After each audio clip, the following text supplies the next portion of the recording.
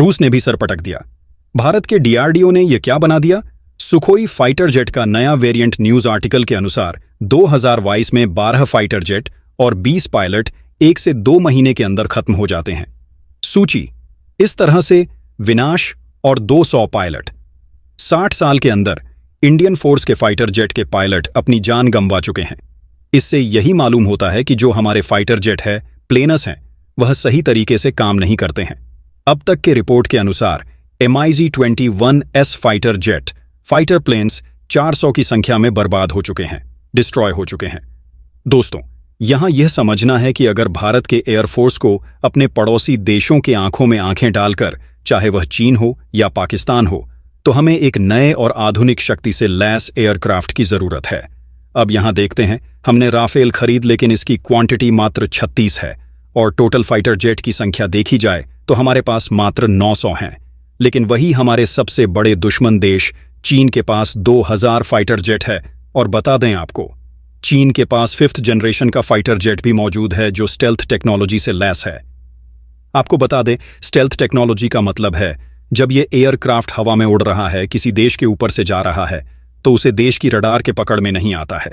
लेकिन इसके बाद हमारे डीआरडीओ ने एक ऐसा प्लान तैयार कर रहा है जिसके पूरा होने के बाद भारत के नाम से ही खलबली मच जाएगी।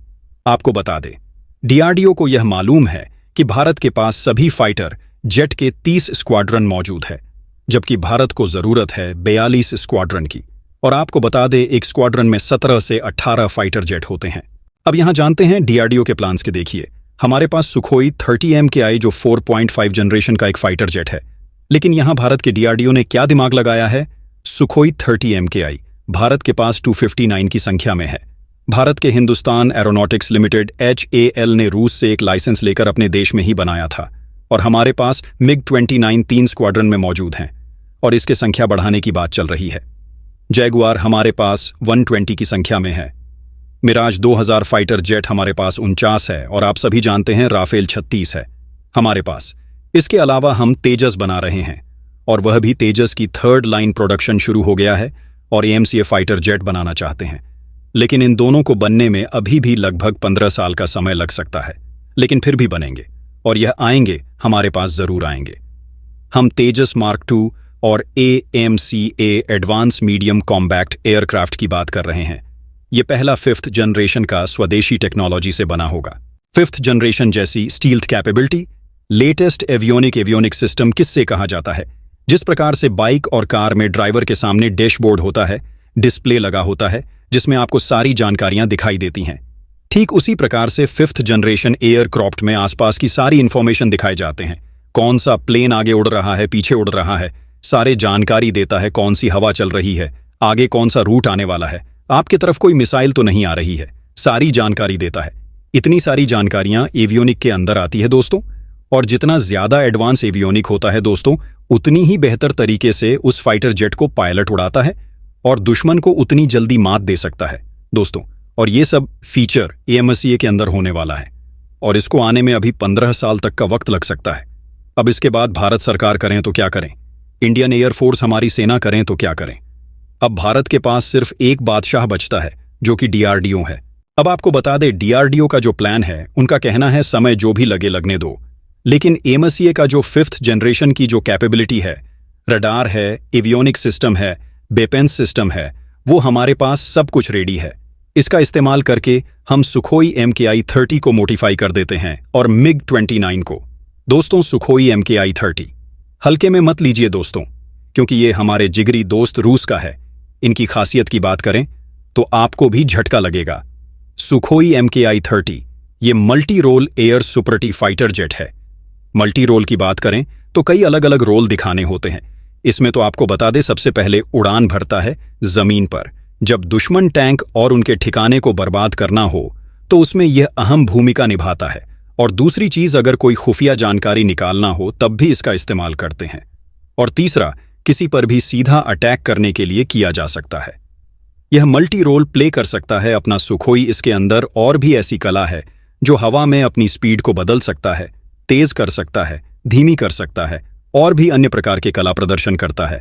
और यही सब कैपेबिलिटी जी फाइटर जेट में होती है। क्षमता होती है, वह उतना ही डॉक कर सकता है डॉक मतलब होता है आसमान में, हवा में।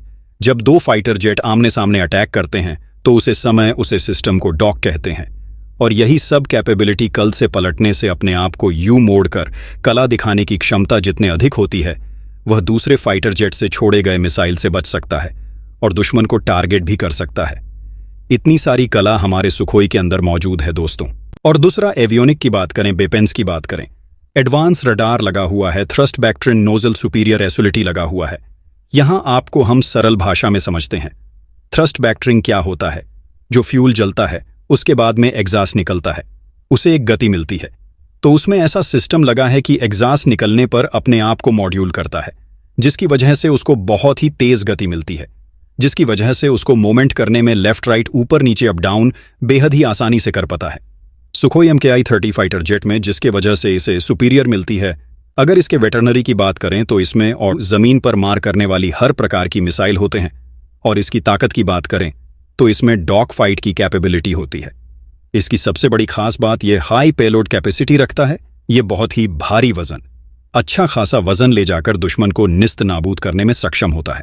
अगर वही बात करें चीन के 5th जनरेशन फाइटर जेट की, चेंडू J-20 की, जो चीन के एयर फोर्स का है, इसके काबिलियत की बात करें तो ये stealth air superior fighter jet हैं और इसका डिजाइन लॉन्ग रेंज को मद्देनजर रखकर किया गया है।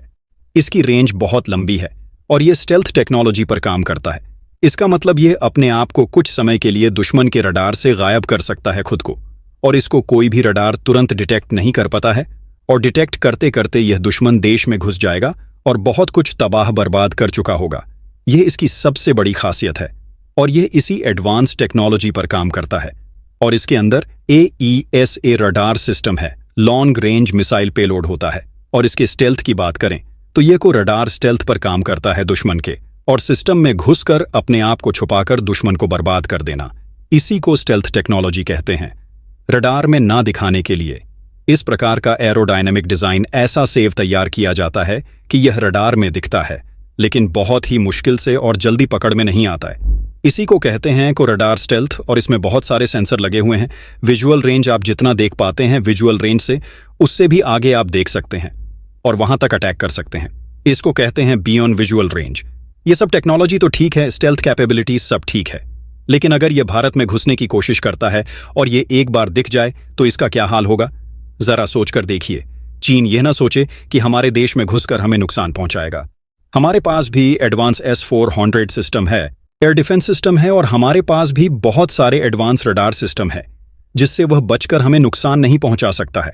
और हमारे एयरबेस की लोकेशन पर मौजूद हैं, ऐसी जगह पर कि जहां से चीन भारत के अंदर घुसेगा तो दिखेगा भी और वह अपने फाइटर जेट से हाथ भी धोएगा। उन्हें हम बर्बाद कर देंगे, लेकिन हम अगर चीन में घुसते हैं तो उसको बहुत ही नुकसान पहुंचा सकते हैं, क्योंकि हमारे पास स्ट्रैटेजिक पोजीशन पर, रणनीतिक पोजीशन पर हमारे पास एयर बेसेस मौजूद हैं। अगर इसके बाद भी वह अंदर घुस जाता है तो उसको डॉग फाइट करना पड़ेगा।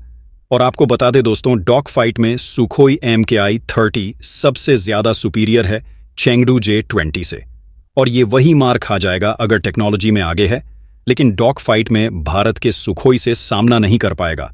अब आपको बताते हैं कि हमारे DRDO क्या करने वाला है। जो 5th जनरेशन का AMCA का जो एवियोनिक सिस्टम यूज होने वाला है उसको सुखोई MKI-30 में लगा देंगे।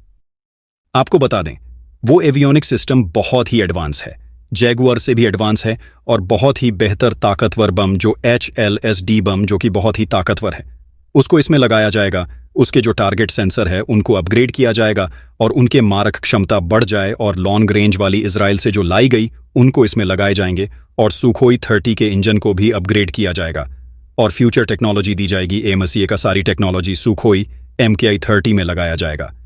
इस तरह से DRDO का कहना है कि हम प्लेन फाइटर जेट को वही रखेंगे, लेकिन उसमें सारी चीजें, सारे इक्विपमेंट, एवियोनिक सिस्टम सब नए लगा दिए हैं एडवांस तरीके के।